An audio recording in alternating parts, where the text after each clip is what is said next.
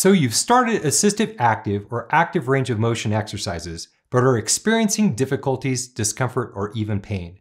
In this video, I'll show you my progress and things I've done that help make this part of recovery easier.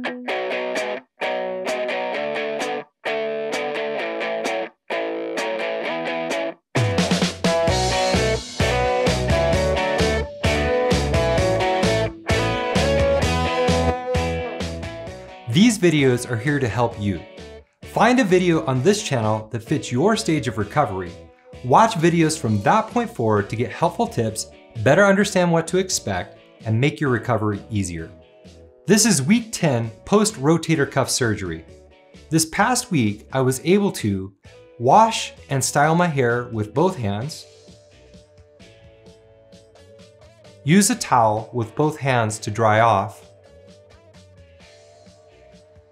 reach up to a shelf and grab a light object, and more easily put my arm over my head doing normal things. Since getting my sling off, I've only had 3 sessions with my physical therapist. He really likes what I've been doing at home and literally told me that I'm rendering him useless. I checked in with him this week. He told me I'm ahead of where I need to be, and then he applied some pink KT tape to assist my active overhead movements. My daughter proudly chose the color. 98% of my therapy has been done at home. I've been doing 5 primary movements, all unbroken. Front raises with a bar, overhead presses with a bar, upright rows with a bar, lateral raises, no bar, horizontal abduction, no bar. If you're looking for sets, reps, and the progression, or you don't know what unbroken is, you can find all that information in the week 9 video by clicking the link in this corner, below in the description, or search for week 9 on this channel. My surgeon said the biceps tendon is a big pain generator. That's for sure. Mine has been really stiff, so I've continued working on pieces of mobility. Internal rotation behind the back, lying internal rotation, cross body stretch, double external rotation, lying pec stretch. For those without a bench, you can also do this one by placing 2 objects close together and stretching the pecs. My biceps tendon has felt much better this week after focusing on these stretches, and my mobility in those ranges is far better. Increased mobility in those ranges has made my primary movements easier as well. It's all been so easy, right? Nope. It's been hard work, and it takes a good deal of time to do the therapy. When I'm all warmed up and on my 2nd or 3rd round of movements, my shoulder has been feeling great, like it's almost normal again. But once I cool down and it's been inactive for an hour or more, it starts to get stiff again. I can get 175 degrees of flexion during my PT sessions. After about an hour, I have easily lost 20 degrees or more of flexion. The longer I let it rest, the more range of motion I lose and the stiffer my shoulder gets. If I let it rest too long, yikes. All this even after being out of the sling for 4 weeks and after 2 weeks of success with active range of motion therapy.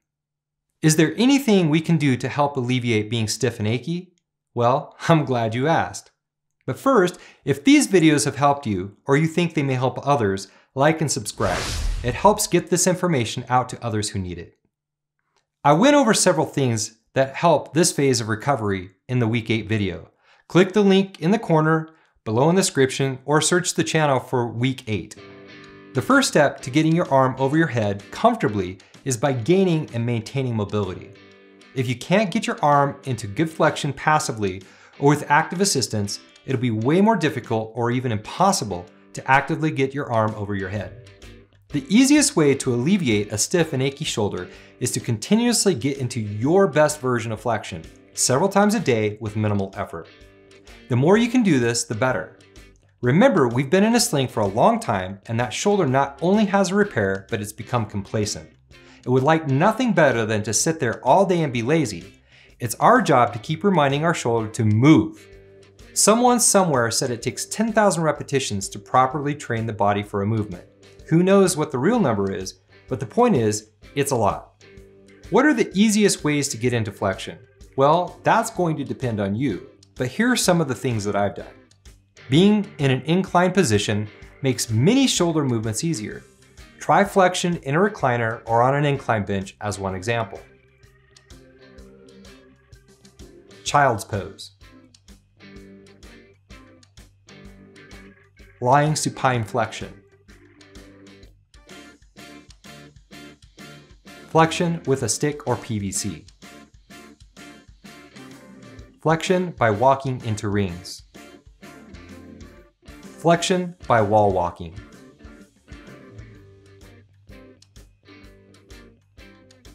Flexion with a pulley, which is one of my favorites. Any active assisted range of motion movement that works best for you. I'm doing this mobility a minimum of 5 times daily and normally much more. If you're only doing assisted active range of motion, it won't interfere with your physical therapy volume at all.